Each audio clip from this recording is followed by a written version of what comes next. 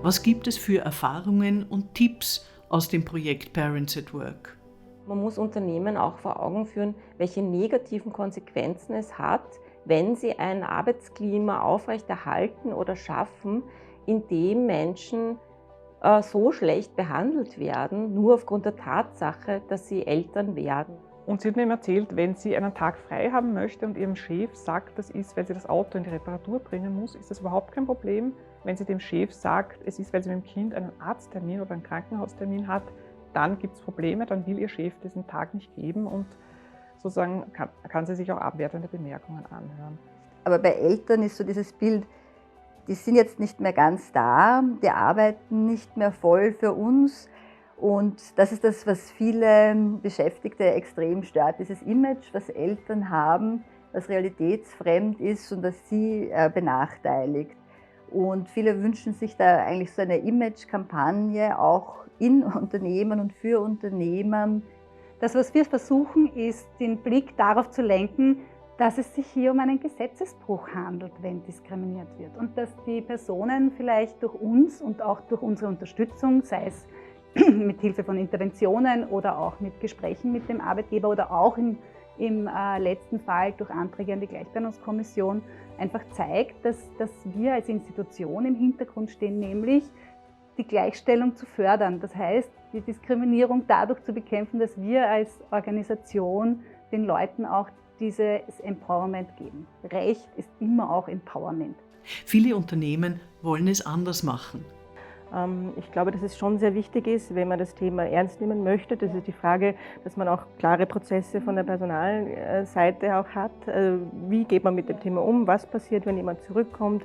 Welche Modelle können wir uns in welchen Aufgabengebieten vorstellen? Das kann man ja ganz offen und direkt kommunizieren. Ich verstehe, dass eine Pausierung zum Beispiel zu einem Problem wird. Und man kann ja darüber reden, wie kann man die Lücke schließen in der Zwischenzeit. Also ich glaube, nur durchs Reden und Planen kommt man zusammen. Die Unternehmen können es sich ja auch selbst viel leichter machen, indem sie einfach sagen, okay, die Frau X ist jetzt von bis in Karenz und genau für diesen Zeitraum stellen wir eine Vertretung an. Das ist rechtlich erlaubt, das kann man machen, das ist auch nicht schwierig. Und ich signalisiere damit einfach auch meiner Mitarbeiterin, dass sie in dieser Position sozusagen in der ersten Rolle ist und vorrangig diese Stelle wieder zurückbekommt, wenn sie zurückkommt. Auch vor einem Wiedereinstieg, dass man sich wirklich zusammensetzt und halt auch schaut, dass die Führungsebene sozusagen das auch alles mitträgt, die gesamte Führungsebene. Bringen Eltern auch was Neues ein am Arbeitsplatz? Welche positiven Aspekte können mit Elternsein verknüpft werden? Deswegen auch dieses Projekt, mit Unternehmen in Kontakt zu kommen, um eine aktive Gleichstellungspolitik im Unternehmen zu machen. Was heißt das in dem Fall? Das heißt, dass ich das nutze, dass Menschen Vereinbarkeitsthemen haben, dass ich meine Unternehmenskultur darauf ausrichte und dass ich auch sehe, dass das mir was bringt, nämlich dass die Mitarbeiter bei mir bleiben, die Guten, die ich habe, und dass ich das auch planbar und flexibel in diesem sozusagen Wechselspiel gut organisieren kann. Auf der anderen Seite, glaube ich, muss auch gesehen werden, dass es ja auch die positiven Aspekte werden ständig unterschätzt, auch die es hat, wenn ich Menschen mit Betreuungspflichten oder eben Mütter oder Väter im Betrieb habe. Ja. Die sind, wenn sie in einem Arbeitsumfeld arbeiten, in dem sie eben Beruf und Familie vereinbaren können, auch wesentlich loyaler. Es sind meist stabilere Erwerbskarrieren.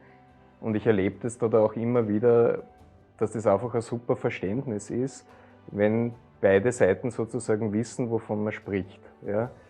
Also ja, eh klar, der Kind ist krank, na sowieso, dann bleibst du halt daheim und das geht dann eigentlich total easy. Ja? Und im Gegenzug kriegt man aber dann halt totale Loyalität, da kommt sofort immer ein Gegenangebot meistens, naja, ich kann dafür da und da oder da länger bleiben oder sowas. Ja. Es ist auf jeden Fall wichtig zu sehen, dass dieses Know-how in den Unternehmen ganz viel bringt, weil ich ja Verantwortung lerne, weil ich eine andere Form von Umgang erlernen und so weiter und so fort. Eine gewisse Art von Führungskompetenz, würde ich durchaus sagen, dass man das da entwickeln kann. Und wozu man natürlich gezwungen ist, ist einfach ein Zeitmanagement halt